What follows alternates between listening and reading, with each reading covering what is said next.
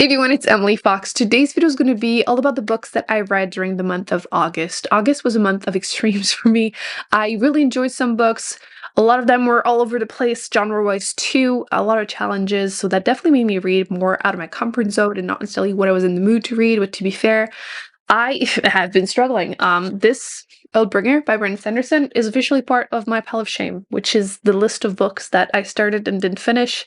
I've been halfway through it for over a month now.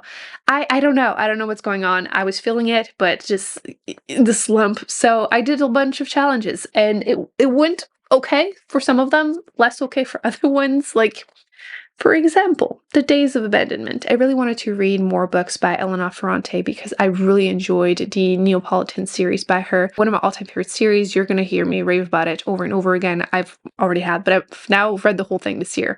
So I bought a couple more of her books, and then I saw this on the list of the New York Times, the 100 best books of the 21st century.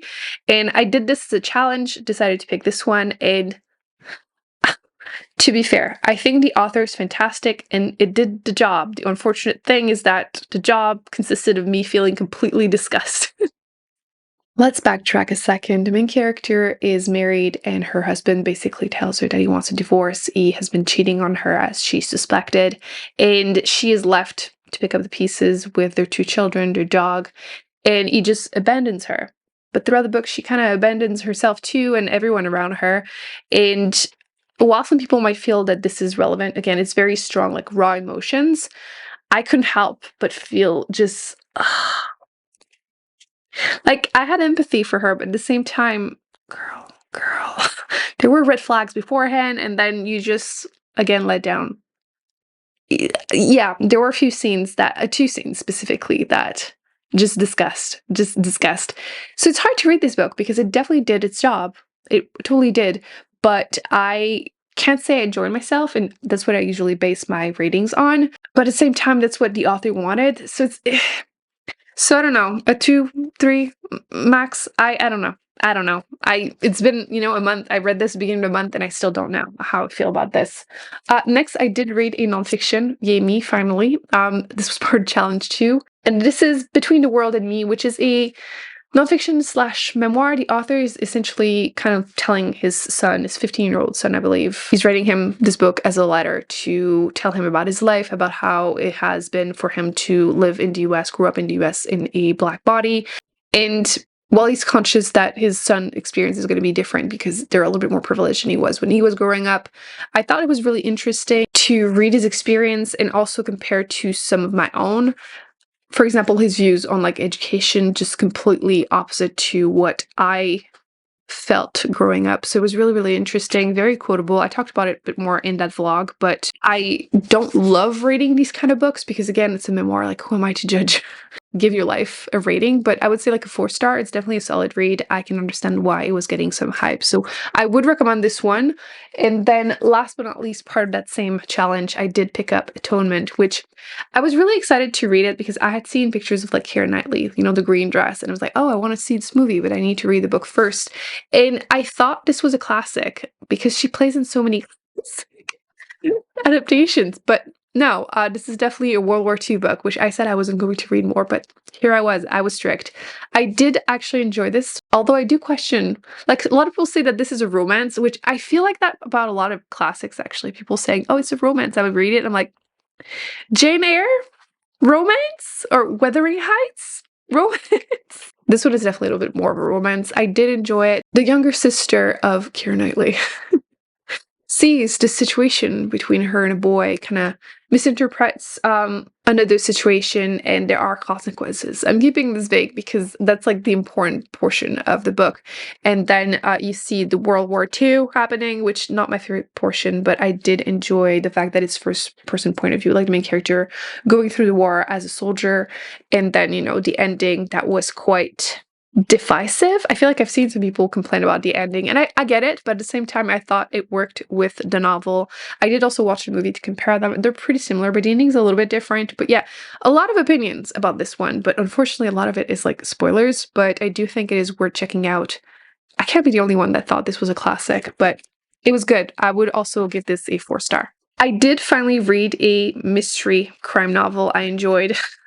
I'm on a quest. I'm on a quest. It's been difficult, but I read Malice, which is my second book by the author. I did read The Devotion of Suspect X by him, and I did enjoy it. I wanted to try more because I haven't been super lucky with Japanese translation. I feel like they read pretty dry in English.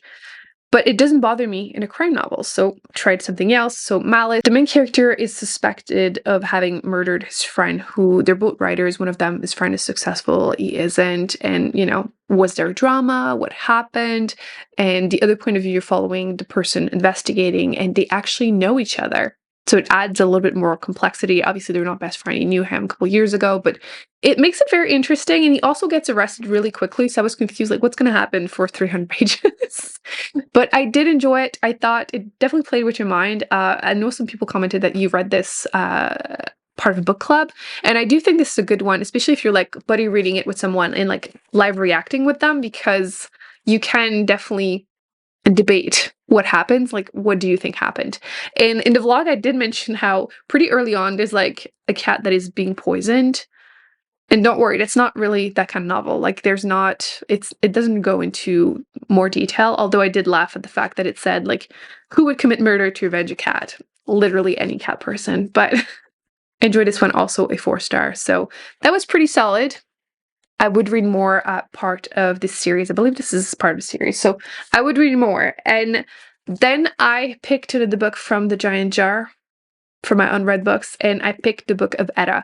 This is the companion novel, so the second book after the Book of the Unnamed Midwife. This is one of my all-time favorite post-apocalyptic books because it felt different from all the other ones that I've read. It didn't feel like, obviously it's always going to be dark, right? It's after a pandemic that killed most of the population. It's especially effective on women, especially when they are pregnant or just gave birth. It gives them a fever that, kills most of them. And it just felt different. So I was looking forward to continuing and picked up the Book of ETA, and unfortunately feels more like a classic post-apocalyptic book. And I'm just kind of tired of reading about awful men who decides that they are going to pew everyone, just rape every woman. And like, I'm not saying it's not realistic, it's just that I don't really find it entertaining unless there's like a lot more that I can get out of it.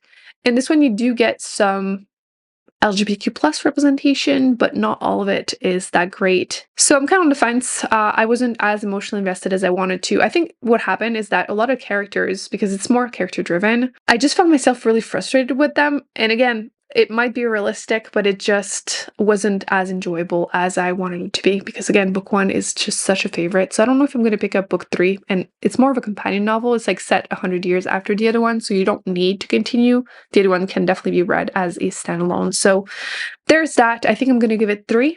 Not bad, just not what I wanted it to be. Then I read a horror book, which, again, feeling the fall mood, really. It's been a month in my head that it's been fall. It's not, but it's been cold a little bit. So, Horror Store. This is my second book by the author. I had read My Best Friend, Exorcisms. I wanted to read more from authors that I've enjoyed before, so I wanted to try this one. This looks straight up like a IKEA catalog. And this store, I don't know how you're supposed to pronounce it, Orsk. It's supposed to be like a cheap dupe of IKEA in that world, and the main character is going through it. She's struggling to pay her bills, and she works at this place, and she ends up having to work a night shift there, and horrible stuff happens. You can see the horror in the background, and I definitely felt uncomfortable at times. Like, it was well done, and the author does tend to play with like tropes, the classic tropes, and not necessarily making fun of them, but just fully embracing them. And I wasn't sure if I was going to take it seriously or not, but having read another book by him, I was hopeful, and I did enjoy the ending, and I overall liked it, so I'm gonna give it a 4-star. It's definitely like a popcorn kind of read, but it did what it needed to do, Audiobooks this month were a mess. I finished One Perfect Couple by Ruth Ware. I've tried a couple of her books, and they're never favorites, but they're never like completely awful either, so I keep trying more of them because why not? And this one is almost like a thriller version, although it's more drama than like, I don't know, like Love Island, like reality TV show. The main character is a scientist, and she's been dating this man who wants to become an actor for the last 2 years, and frankly, you look at them and like, your relationship is not great. Why are you together? But her career is not going well, neither is his, and he gets an offer to participate into this TV show, and he doesn't know what the title is going to be about. All he knows is that they need to be a couple, so one perfect couple. So they're sent to this island, and they have to, survive, but before the show can even start, there's this storm coming. We're just gonna keep it vague. And I felt like it felt more like drama than actually thriller. I don't know how others are going to feel about it since it's more recent and I didn't check any reviews, but I did overall found myself not as, again, emotionally invested as I wanted to. There's just a lot of drama that happens, even though it's horrifying, and I just didn't really care. So I'm gonna give it a 3-star because, again, it's not a bad book. I just had no interest in it. But if you really enjoy these kind of reality TV show, maybe you would enjoy this one. I don't know. Just, I wouldn't have finished it if it weren't for the audiobook. I almost didn't go very far into it because the voice of the boyfriend that is an actor was so, like, he's meant to be annoying, but like he was really annoying. And then one that I did not finish was The Ministry of Time. I put it down almost halfway through. I really wanted to enjoy this. You're following a character who works for essentially this, I don't know, is it an agency? And they're bringing people from the past that would have died anyway. And they're, doing some test on them. And literally nothing had happened about 50% of the book. So I decided enough is enough. And I moved on with my life. I also DNF'd a couple books during other challenges, but I am getting rid of Come Find Me because I didn't know this was a YA book, and it was going towards a romance when I put it down. I was like, no, thank you. These two teenagers, their brothers, disappeared, mysterious circumstances, and they end up teaming up after finding each other online. And yeah, the romance was starting. I was like, this is not what I want to read. So did not finish it. One that I did finish was an ebook, was The Passengers by John Marrs. I have read the one by him and did enjoy it. It's like dystopian Black Mirror-esque version of a world where there is this way of finding your person. They use your DNA and they tell you, okay, this person is your perfect match, and you can see how that could go Black Mirror-esque. And this is kind of the follow-up. It's part of the same world. And at that point, they have intelligent cars that drive themselves. It's almost a must at this point. Everyone has one, or everyone that can afford one has one. And some of the characters are kidnapped by said cars, and they are driving to a certain destination that they should be there like 2.5 hours. And everyone's going to die if they don't do, as they are told. And it was fine. It's never a good sign when you start a review by saying that, but it was okay. But unfortunately, once again, I didn't find myself super emotionally invested in the story as much as I wanted to. There's clearly something about the writing of this author that I just don't fully connect with. But if you enjoy, again, these kind of tropes, I want more Black Mirror episodes, really. That could be something that might work for you, but yeah, it was just okay. I also did finish one more audiobook. It is Never Whistle at Night, which is a... Are you serious? I just reorganized my bookshelves and Claudia is doing her own reorganizing. Never Whistle at Night, an Indigenous dark fiction anthology. I thought this was really interesting. Quite a few stories in there, and I appreciated how basically the book starts by saying that in Indigenous culture, a lot of the stories have kind of ambiguous endings, which I feel like this really prepared me to enjoy the rest of the book. And some of them I enjoyed a little bit more than others, but I overall really enjoyed it as an audiobook. So if you're looking to read something for the fall, kind of creepy, I would definitely pick this one up. Plus this cover is really gorgeous. So I'm currently listening to Spells for Forgetting, which I thought this was going to be like a cozy witchy book. But I'm not enjoying it. It's just really not that kind of expectation. Like, it's our world with like maybe a hint of witchiness in there so far, but it's people from a small island, and in the past, one of the friends of the group ended up dying, and like people accuse a certain boy even though he had an alibi, and he left the island. The girl from that friend group, stayed behind, and she was in love with him, and blah blah blah. So you're following years later as he has to show up again to sell the house of his mother. So it's definitely more like, again, kind of drama, small town vibes, and I'm enjoying it, but yeah, not very witchy, but it's okay. It's okay so far anyway. Speaking of witchiness, I did try to read The Lighthouse Witches because it was recommended to me, and again, it felt more drama, small town witches than really any witches. It seemed like someone was going to go back in time. I don't know. It was weird. I wasn't feeling it. And like I said, I'm still in the middle of this. I don't know what I'm going to do. I don't even want to talk about it anymore. It's been rough. It's been rough. So you can see my month was okay. I feel like I enjoyed a couple books, like a couple 4 stars, but no 5-star. And I did put down quite a few books and a few disappointments. So it's not been my best month. I'm hopeful because I do have some fun challenges coming. I have a lot more mystery thriller horror books that I want to read because it is officially fall. I mean, September is fall. I'm allowed to say that now. I started a bit early this year, but it's okay. I hope you enjoyed this video. Thumbs up, subscribe. I will be putting more videos on the screen that I recommend you check out, including the one I was telling you about where I'm starting a challenge where I'm attempting to find one 5-star mystery thriller